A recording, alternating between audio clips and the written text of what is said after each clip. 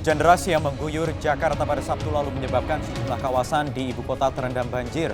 Kawasan elit Kemang, Jakarta Selatan menjadi yang paling parah terendam air. Apa yang salah?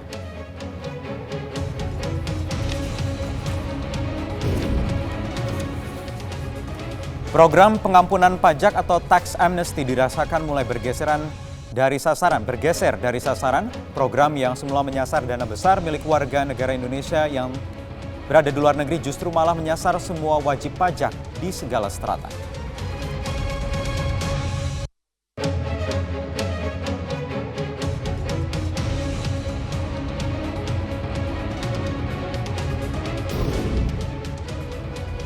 Pemirsa, 30.000 jiwa lebih menjadi korban banjir di sejumlah kawasan di Jakarta Selatan sepanjang akhir pekan kemarin.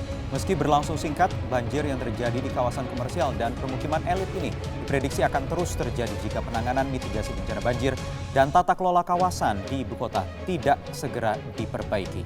Apa sebenarnya yang terjadi? Kami akan mengulasnya dalam Prime Time News malam hari ini bersama saya, Wahyu Wibowo.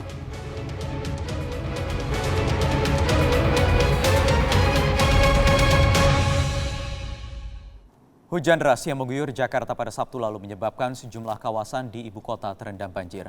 Ancaman banjir ini pun diperkirakan masih akan terus terjadi seiring dengan meningkatnya curah hujan di kawasan ibu kota hingga beberapa bulan ke depan. Hujan lebat di kawasan Jakarta Selatan dan Jakarta Timur pada Sabtu lalu mengakibatkan lebih dari 31.000 jiwa di 15 kelurahan di Jakarta terdampak banjir. Salah satunya terjadi di kawasan Kemang, Jakarta Selatan yang terendam banjir dengan ketinggian hingga lebih dari 1 meter. Banjir di Kemang disebabkan oleh jebolnya tanggul di pinggir Kali Krukut. Banjir juga diperparah oleh saluran drainase yang tidak mampu menampung dan mengalirkan air hujan.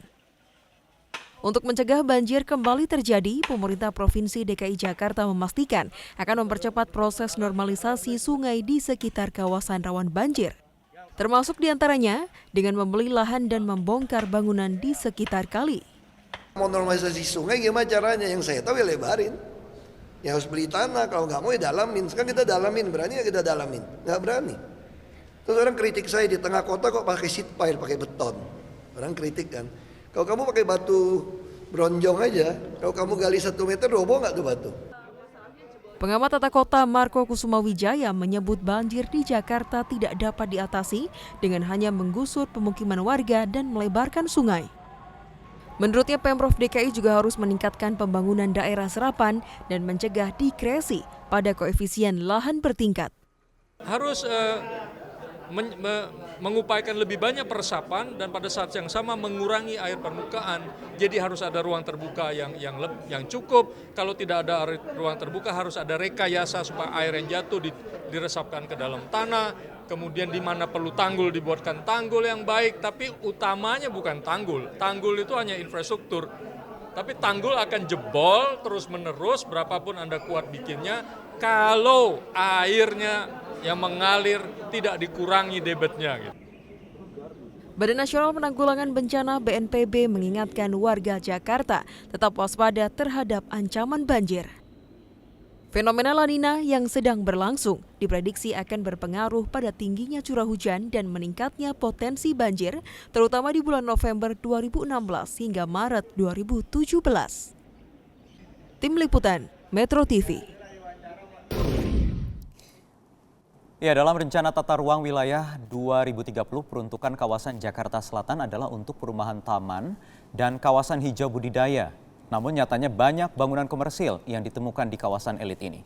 Gubernur Basuki Cahayapurnama pun juga heran mengapa banyak pengembang yang mendapat sertifikat serta izin mendirikan bangunan di daerah aliran Sungai Krukut yang akhir pekan kemarin meluap. Saya akan tanyakan hal ini kepada sejumlah narasumber yang bergabung di studio Prime Time News malam hari ini. Ada pengamat tata kota Yayat Supriyatna. Selamat malam, Kang Yayat. Selamat malam. Terima kasih sudah hadir dan juga bergabung dari luar studio ada Kepala Dinas Tata Air Pemprov DKI Jakarta Teguh Hendrawan. Selamat malam, Pak Teguh. Malam, Mas. Ya, Pak Teguh, saya akan tanyakan hal ini kepada malam. Anda terlebih dahulu terkait apa yang terjadi akhir pekan kemarin di kawasan Kemang dan juga di Jakarta Selatan. Tetapi usai jeda berikut ini bisa dijawab di Prime Time News. Ya.